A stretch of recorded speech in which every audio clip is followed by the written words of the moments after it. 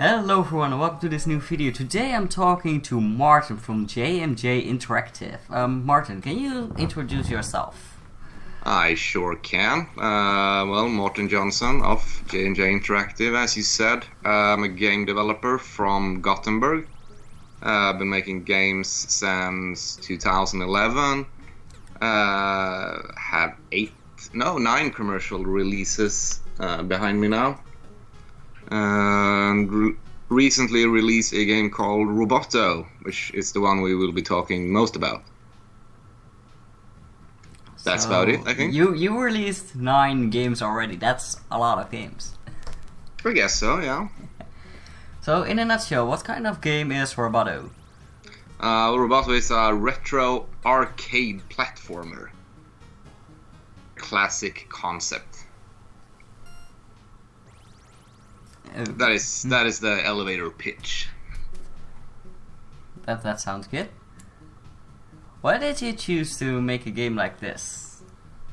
The main inspiration for Robbotto is Bubble, which is fairly obvious if you look at the game.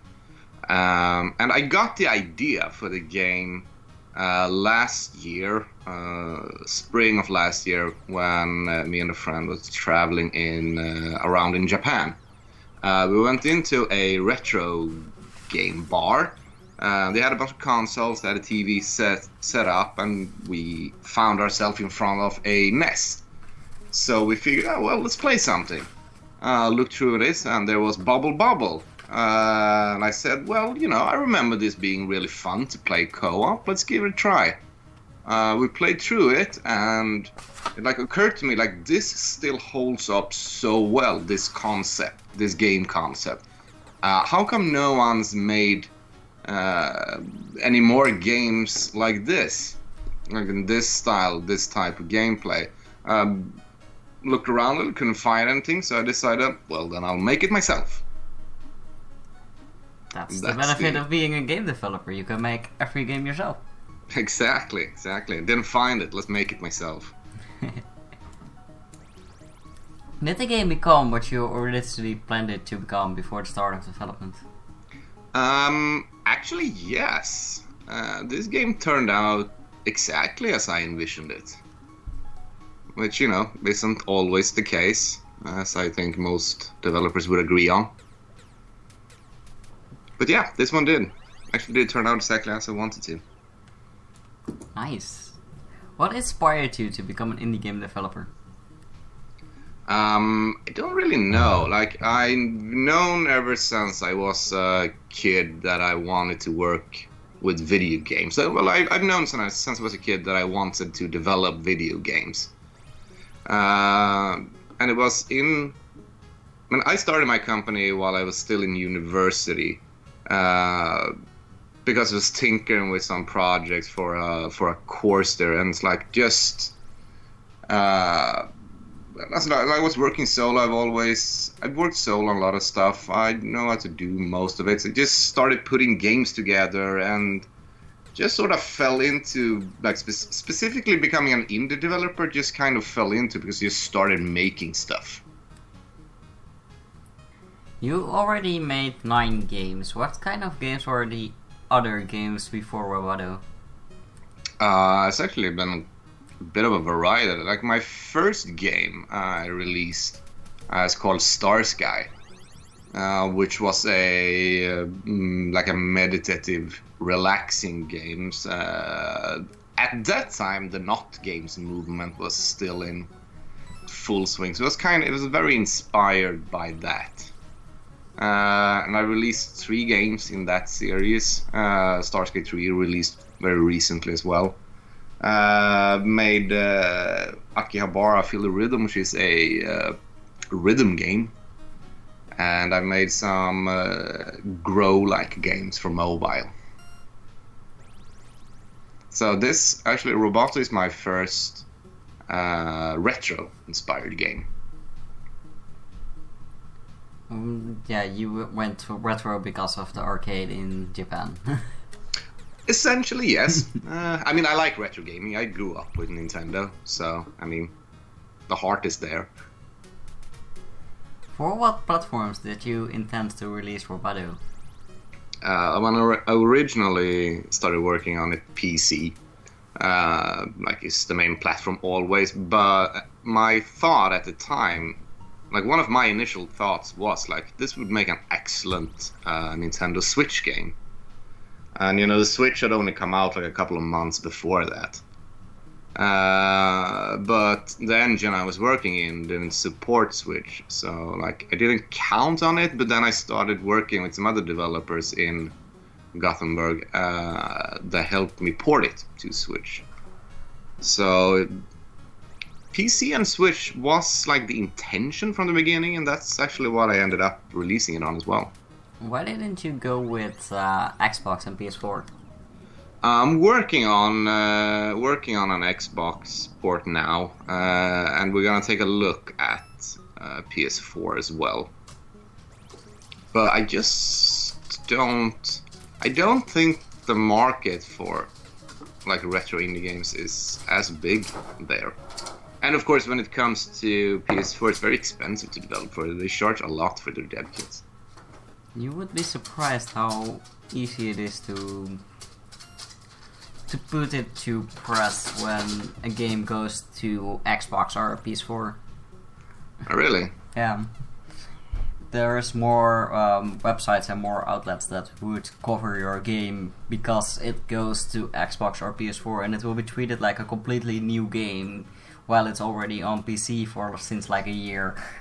All right, well, fair enough. Well, like I said, I am working on Xbox at the moment. I think I've got it running as well. So nice. That's probably just actually one of the reasons like I ignored Xbox in the beginning, because I had worked on another port of a game, another one of my games to the Xbox, and like I just got I got everything running fine, but I just got stuck on the administrative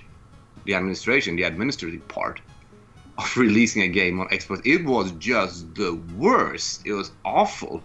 And like I reached a point where it's like I have now spent like so much time on this administrative, and I'm going to spend more time like I won't sell enough games on the Xbox to justify spending this much time just to get their stupid paperwork to get through.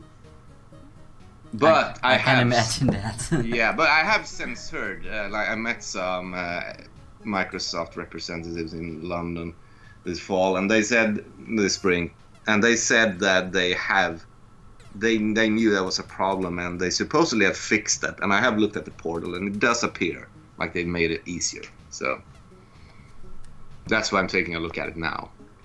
Nice. What do you think is your best attitude in life? Best attitude in life, like I want to say something deep and profound, but I'm not going to, because that's not what I do. I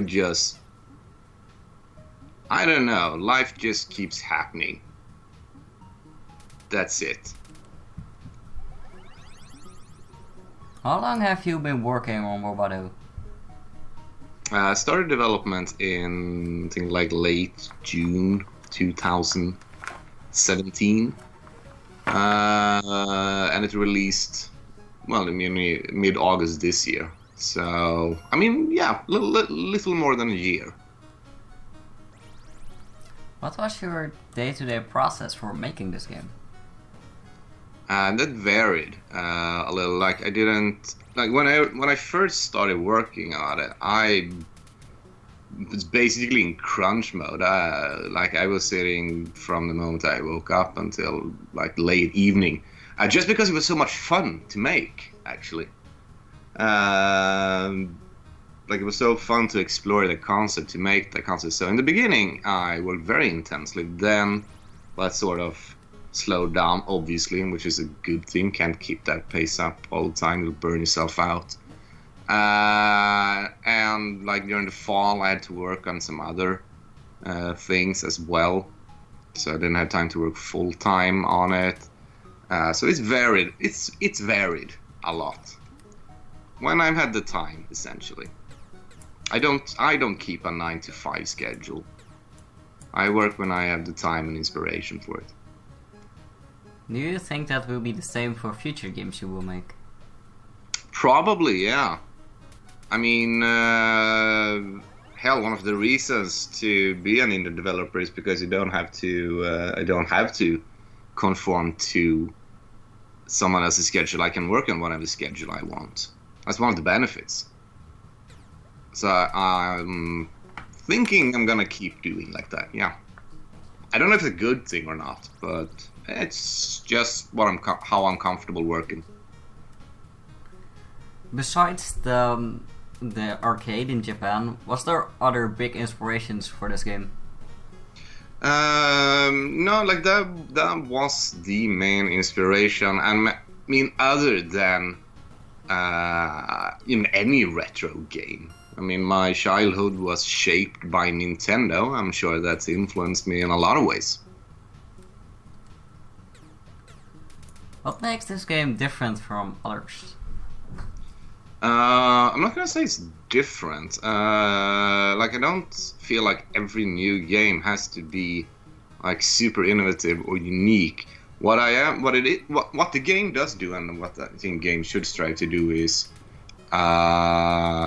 you set whatever it is it's set out to do. It should do that as good as it possibly can. Like I said, I looked around a little, see if there was any games based on this concept I wanted to do. Couldn't find any, so I'll try to make the best version of that as I possibly can. If that answers the question.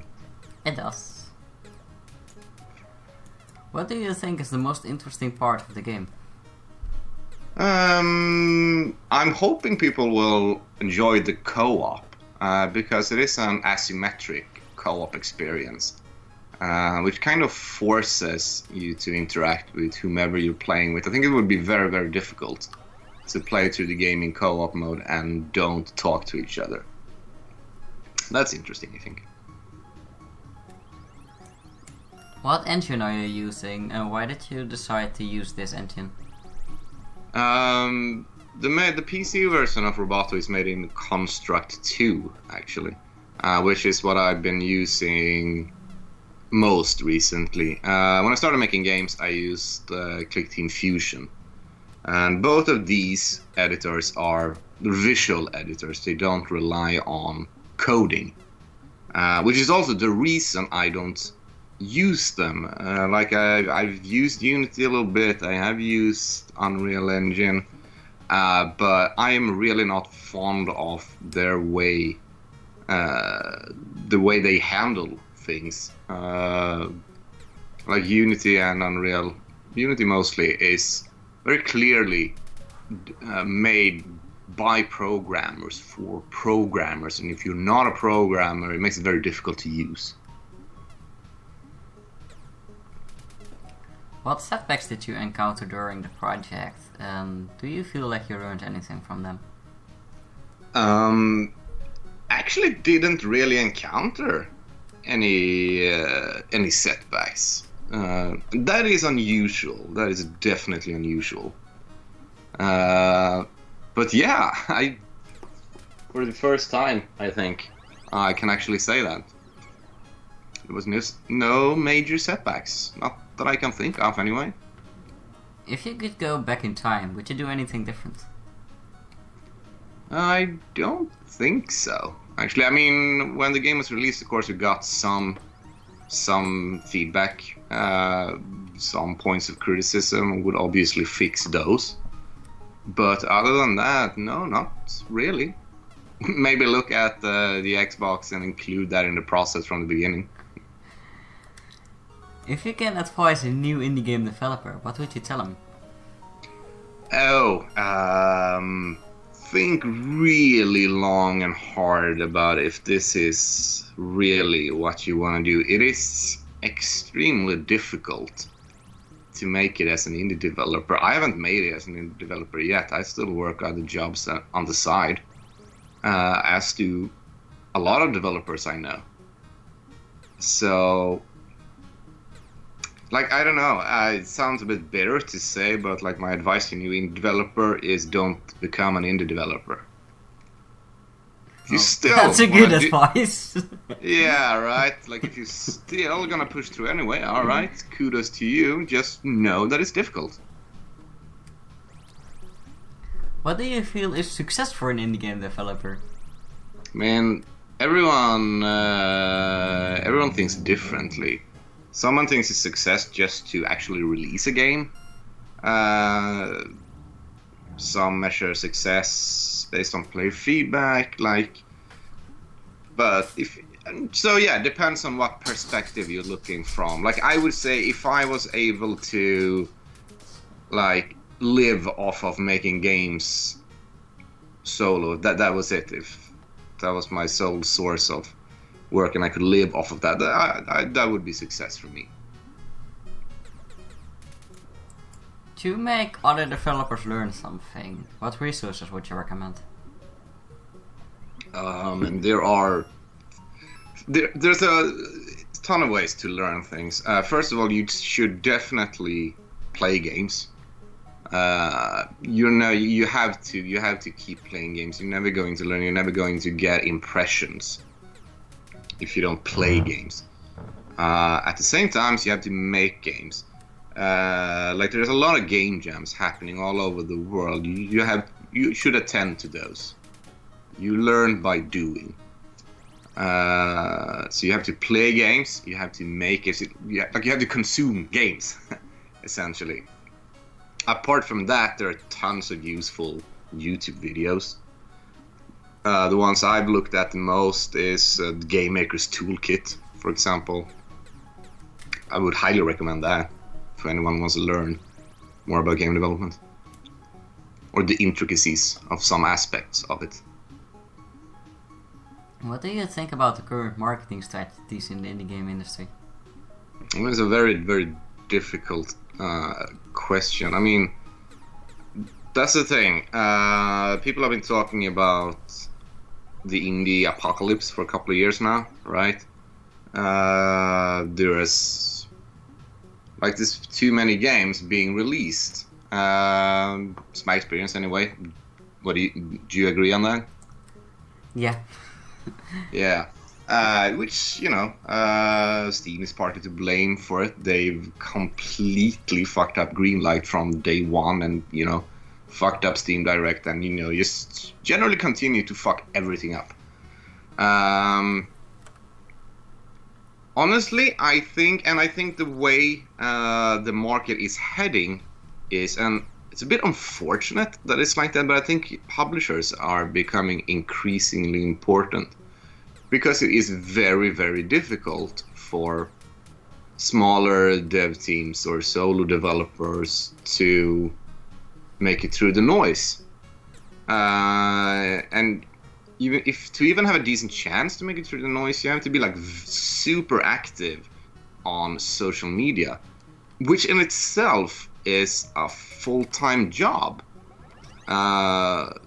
So like the way the market is working now at games is like very discouraging for anyone who wants to make games, because it's not just about making games anymore. It's about being a social media profile as well.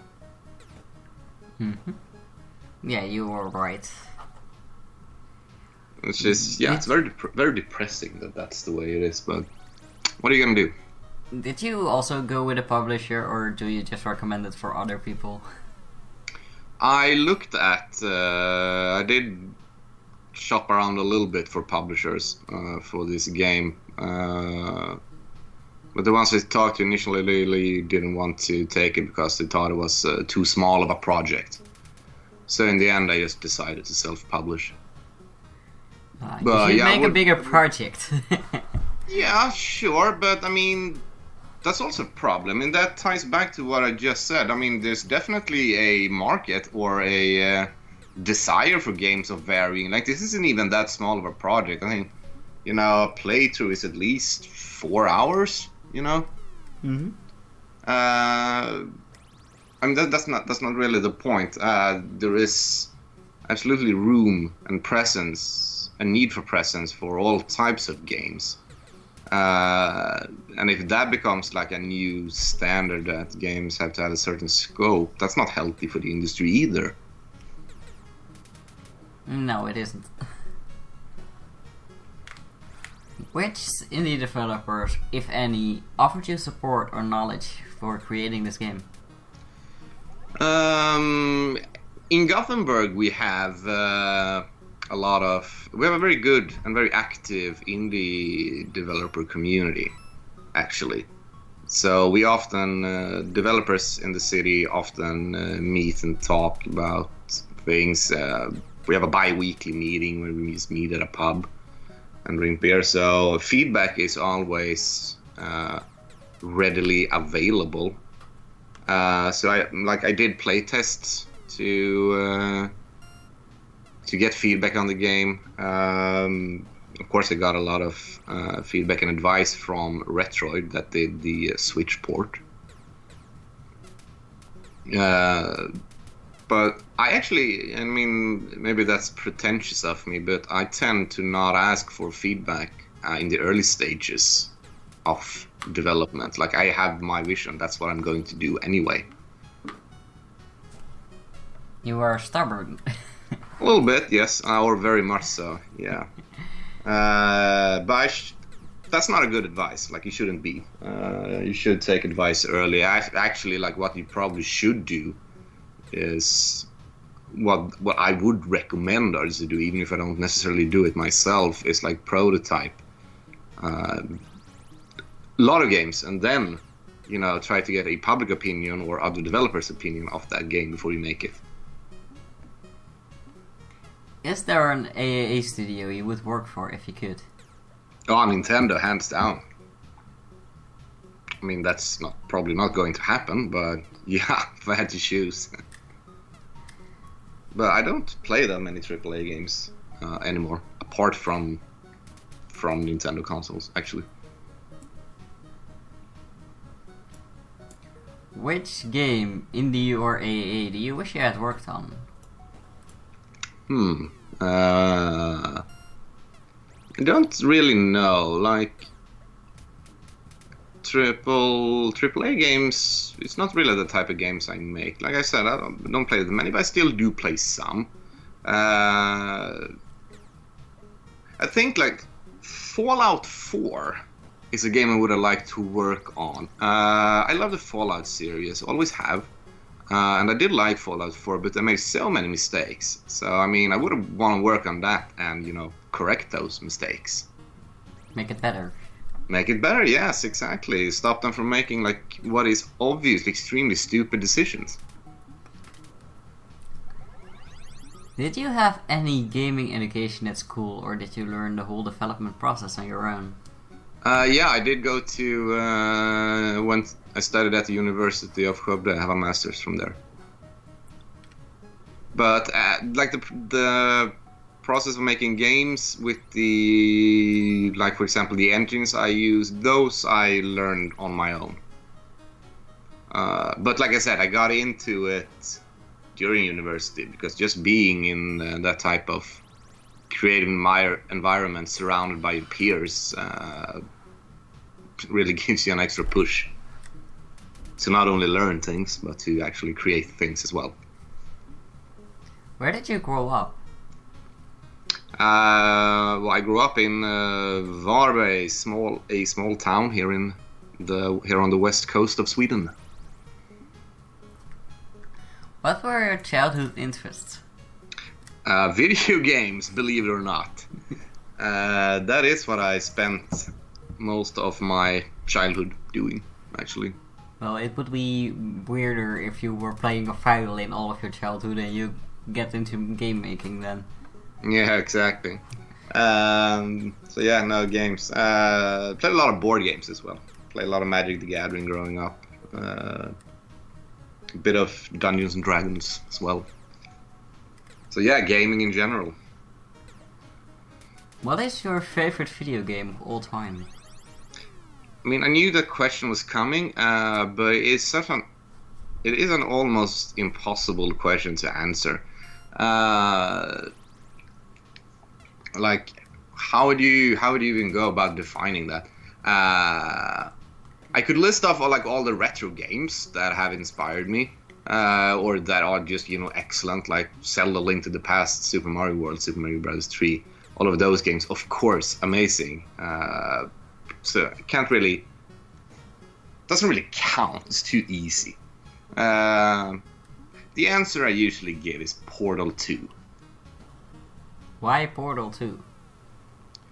Well, I like story-driven games, and Portal does that more excellently than any other game, essentially. They do pretty much everything right with what they are setting up to do in the game. I mean, does anyone actually disagree? If I say Portal 2 is one of my favorite games, is anyone going to, what? How could you possibly think that? I don't know, I haven't played it. You haven't played Portal 2? Seriously, dude? Yes, I don't even own it. That's weird. Alright, I would strongly recommend you to play Portal 2. Okay.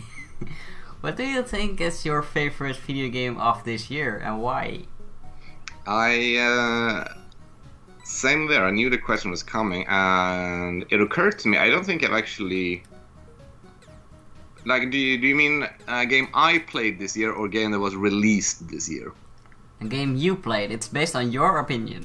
Ah, okay, fair enough, because I was I don't think I purchased any game that was actually released this year. My back catalog is... I'm still working through it, Mm-hmm. But yeah, then the question's actually fairly easy. I didn't start playing through Breath of the Wild until this spring, so yeah, Zelda Breath of the Wild. Turns out it was pretty good. Nice. Who'd have known? Well, I played that game too. So you played that, but you haven't played Portal 2? Yes. That's alright. Yeah. I will maybe one day play Portal 2 when everyone already forgot that game or something. Yeah, exactly. Well, I would recommend playing the first Portal 1 first. It's only about 2 hours, so... Okay. But we are out of questions. Do you want to say other stuff? Yeah, I don't know. Do you want me to say other stuff? No, that's your decision. Okay. No, I don't really have anything to add like that. Check out my game Robbotto. I think it's pretty good. And the links to all of that will be in the description of the video, so if people want to click on that, it's all in the description and you can just visit the Steam page and everything. And thank you for taking your time for doing an interview with me. Yeah, likewise. Thank you for taking time to do an interview. It's always fun. It is.